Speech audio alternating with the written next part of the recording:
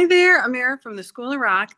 I finished teaching dance class and I wanted to take a moment to record a video for you in case you can't join me here live in the dance classroom and you want to join from home via Zoom. So I got a few tips here for you to help troubleshoot anything before you take class from me or anyone else for that matter. First and foremost, I want to talk about having a strong internet connection because I mean, we've all been there where you don't have the best connectivity and it gets really choppy. And if you're trying to learn, okay, step two, three, four, and then, oh, what happened? Right. So to avoid that, if you can test your connectivity before you take class, just to see, and that way you shouldn't have any of those snafus. And then as far as moving around in your space so you can learn combinations and whatnot, you want to make sure that you have a safe, dedicated space. If you can, if you need to, like you can move your furniture and then move it back after you take dance class. But ideally, if you've got a space free from debris, so you're not going to like smack your knee into the corner of the coffee table. So move anything that you could trip on, as much open space as you can so you can move safely and freely. And make sure that there's no furniture obstacles that could lead to injury.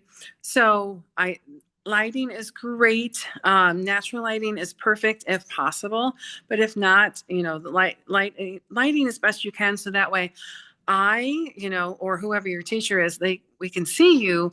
And then if there's any corrections that need to be made, we can better find that for you. So if you use bright bulbs and position your camera at an angle that captures your full body, so your instructor, whether it's me or someone else, can give you that proper feedback. And then check out what are your Zoom settings. So that way you've got the highest video quality option. So just check under video settings to see, do you need to enable, HD? And that way you can, you can be seen a lot better. You can, if you're feeling shy, what you can do is you can have your video off, but the only thing about that is your instructor can't help you. So I do recommend having your video on, but muting. So that way, if you are, if there's any background noise on your end, it's not disrupting yourself or your instructor or anyone else. Okay. And make sure you engage with your instructor. If you don't say anything, if you don't ask any questions, if there's no feedback, your instructor really can't help you that much. So use active communication. Use the chat function if you need to. If you have a question, you can always do the raise your hand thing. If things are going great, yes, maybe you're having trouble with your sound because there is quite often a delay. You can always use the thumbs up option. So don't hesitate to reach out, ask a question. You're paying for a class. Ask those questions. Interface with your instructor, and then that way you might be asking a question that somebody else in class wants to ask, but maybe they're a little shy. So you're going to be more active in the class, even though you are maybe a zillion miles away from where we are at. We're still going to build that sense of community. Okay. Practice, practice, practice, right? Consistency is the key.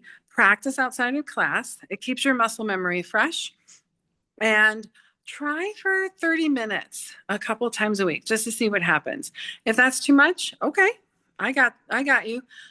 Try for 10 minutes because you can do 10 minutes. And then once you do 10 minutes, you're like, yeah, I could do that. That's fine.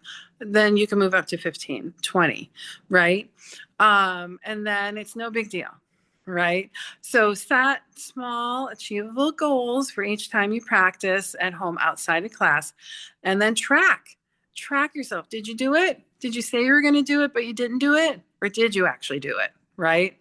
And then when you do it and you complete it, celebrate your win because you did it. All right, so I hope those tips were helpful. If you have any questions, let me know. But following these tips, they should help whether you're taking Zoom class from me or somebody else.